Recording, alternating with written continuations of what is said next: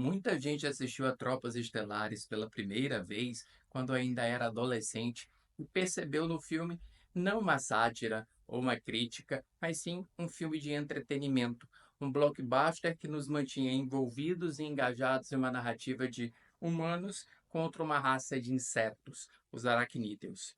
Mas com um pouco de maturidade, é possível perceber como Tropas Estelares é uma das sátiras mais sofisticadas produzidas no cinema estadunidense e que mira o militarismo e o totalitarismo que o diretor Paul Verhoeven começava a enxergar nascendo dentro do solo norte-americano. Apropriando-se do cinema de propaganda de Leni Riefenstahl, diretora de filmes como Olímpia e Triunfo da Vontade, e também do cinema de propaganda norte-americano, da série de filmes Why We Fight, o diretor Paul Verhoeven constrói uma narrativa que é, do início ao fim, apenas propaganda. É como se o filme todo fosse produzido pela rede federal e, portanto, nós estamos assistindo aos eventos como se contados pelos totalitários, pelos fascistas, personagens deste filme, e não uma visão objetiva ou uma visão imparcial e mais distante dos fatos que estão sendo narrados. E isso faz toda a diferença na percepção e na apreensão do filme por cada espectador, pois se a crítica não é direta e explícita como alguns desejariam que fosse, ela não poderia ser sem ser contraditória à própria forma de propaganda, uma vez que seria até mesmo incoerente eu fazer um filme de propaganda e que no final se revelaria ser de contra-propaganda e deixaria muito explicadinho, mastigadinho a sua crítica para o espectador. E é por isso que até hoje tem pessoas que consideram o filme apologético a regimes totalitários e militaristas, quando na realidade ele está criticando esses mesmos regimes e considerando até mesmo o fato de que Paul Verhoeven cresceu em uma Holanda ocupada por nazistas e também que o diretor já dirigiu outros filmes que foram bastante críticos, tanto ao regime nazista quanto aos holandeses que se afiliaram a este regime, que são os casos de Soldado de Laranja e A Espiã. E uma das coisas mais legais sobre Tropas Estelares é que, ao seu término, eu tenho absoluta certeza de que os aracnídeos não são os vilões da história, mas sim os inimigos eleitos por uma sociedade hegemônica para obter um recurso, igual ocorreu na história da humanidade. Neste vídeo, eu vou trazer 5 argumentos que vão inocentar os aracnídeos e responsabilizar a propaganda da Federação. E o primeiro deles é um argumento físico, porque durante a narrativa é argumentado que os aracnídeos são capazes de disparar meteoros contra a Terra. Você não precisa ter ido muito longe no ensino médio para lembrar da física gravitacional e lembrar que um meteoro não demoraria semanas, meses para atingir a Terra, caso enviado de Clendato, mas sim milhões de anos. Então, os aracnídeos teriam que ter disparado esses meteoros há quantas gerações atrás? E para piorar, considerando verídica a teoria propagandeada de que os aracnídeos disparam meteoros contra a Terra, eles deveriam ter feito cálculos muito complexos, porque eles precisariam estimar onde a Terra estaria em determinado momento do tempo quando fosse atingida pelo meteoro, já que a Terra não está parada. A Terra está em movimento, orbitando ao redor do Sol. O segundo argumento é narrativo, já que no primeiro minuto de filme é alertado e propagandeado para nós que a Federação construiu defesas interplanetárias capazes de impedir que meteoros atinjam a Terra. E dessa maneira, embora seja possível que um sistema igual a esse, que parece uma bateria antiaérea, falhe, o filme não nos mostra nenhuma evidência de que isso seja possível. Ainda mais considerando que essa informação apresentada no filme é diferente de uma informação apresentada na vida real. Porque se argumentativamente nós pudéssemos imaginar que um sistema igual a esse, no mundo real, pudesse falhar, quando você tem essa informação no filme, essa informação ganha um relevo de maior veracidade, ganha uma funcionalidade, ganha uma utilidade dentro da narrativa. E nós não podemos simplesmente ignorá-la. E o meu terceiro argumento é história.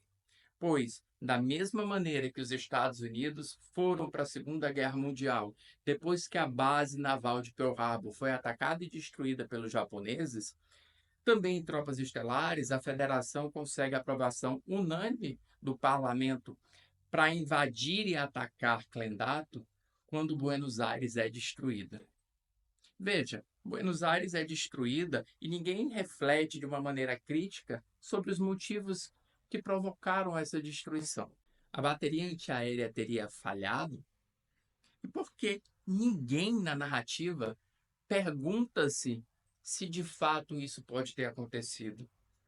Porque com o sangue fervendo e com a promessa de uma vingança imediata, com a promessa de que nós estamos guerreando em legítima defesa e com o desejo de chorar a morte de todos aqueles outros que morreram em Buenos Aires, ninguém tem tempo para fazer isso.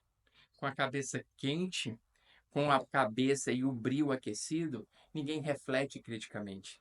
E todos vão à guerra se tornar alvos fáceis dessas criaturas alienígenas que assemelham-se a insetos. E o meu quarto argumento questiona sobre a finalidade das guerras.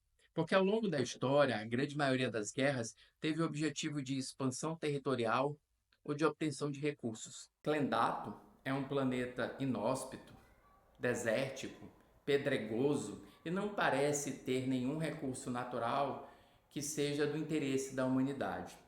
O único motivo para a guerra acontecer é uma vingança, uma legítima defesa da Federação contra os alienígenas. Mas existe um recurso.